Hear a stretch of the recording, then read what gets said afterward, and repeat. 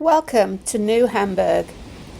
This quiet community on the Nith River began with a single grist mill in the 1830s. Mennonite settlers, German immigrants, mill owners and entrepreneurs helped it grow into a prosperous village, and when the railway arrived in 1856, New Hamburg's future was firmly on track. Today, traces of that history can still be found throughout the town. Built in 1936, the Hartman Bridge is one of New Hamburg's best-known landmarks. Restored in 2006, this historic steel truss bridge continues to connect both sides of the Nith River nearly a century after it was built. New Hamburg's history isn't hidden away in books, it's painted right here on a wall downtown. A steam fire engine, a penny farthing bicycle, horse-drawn wagons, and some of the businesses that helped build the town. In a way, it's a snapshot of a community growing and changing through the decades. I've developed a bit of a fascination with Carnegie libraries, and New Hamburg has a beautiful example.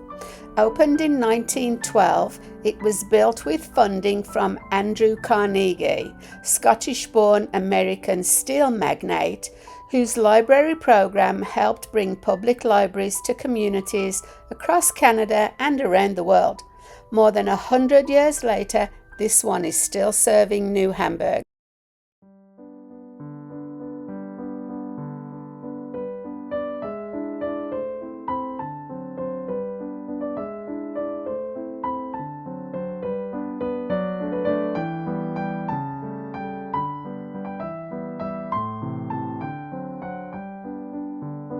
Walk with me as we discover more of what New Hamburg, Ontario has to offer.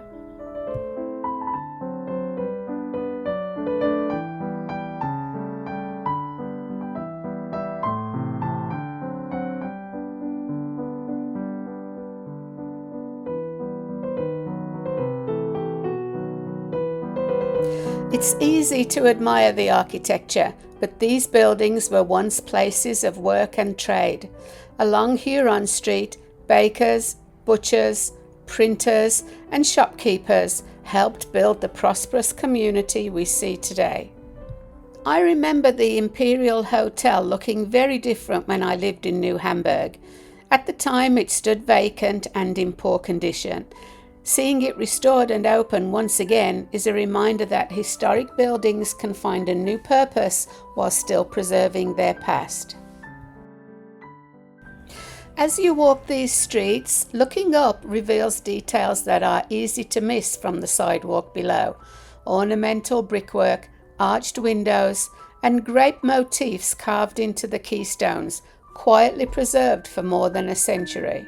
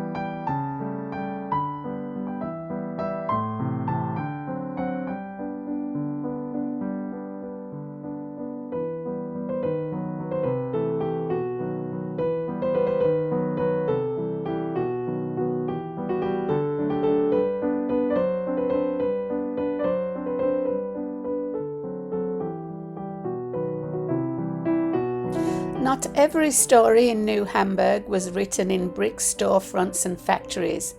Built in 1868, Puddicombe House was once home to some of the town's most prominent residents. More than 150 years later, its graceful bay windows still overlook the street.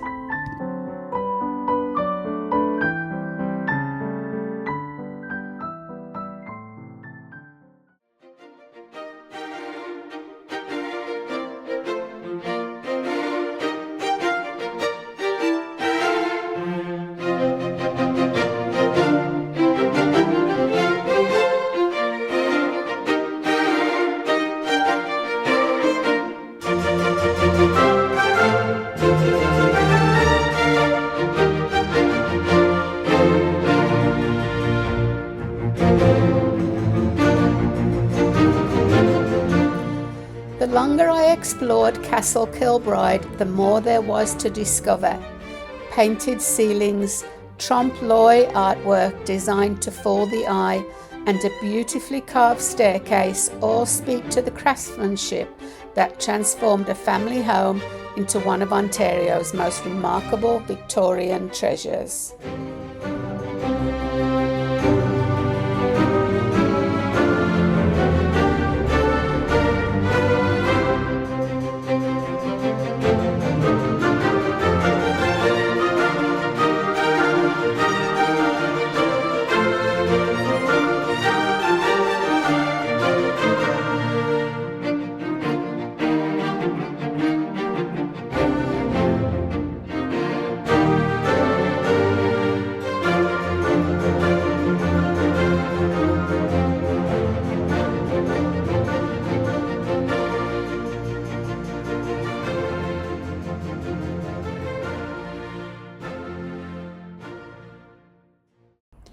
This exhibition of original fashion is on till the beginning of November and is well worth the visit.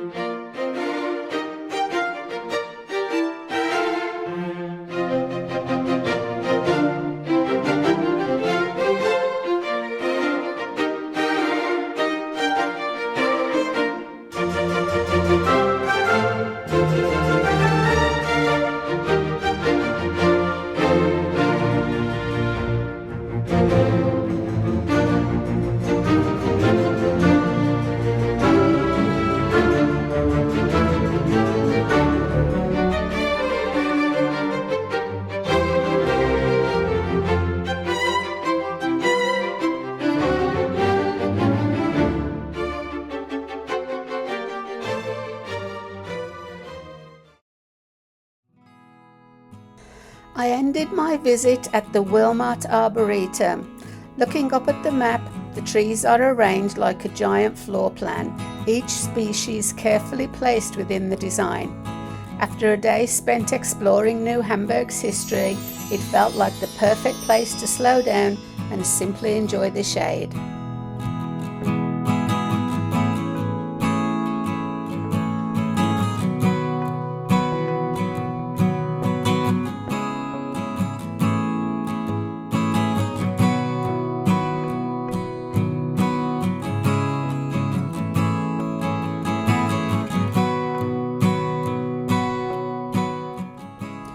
And so my visit to New Hamburg comes to an end. From mills and merchants to castles and gardens, this small Ontario town has more stories than I expected to find. Thank you for wandering slowly with me.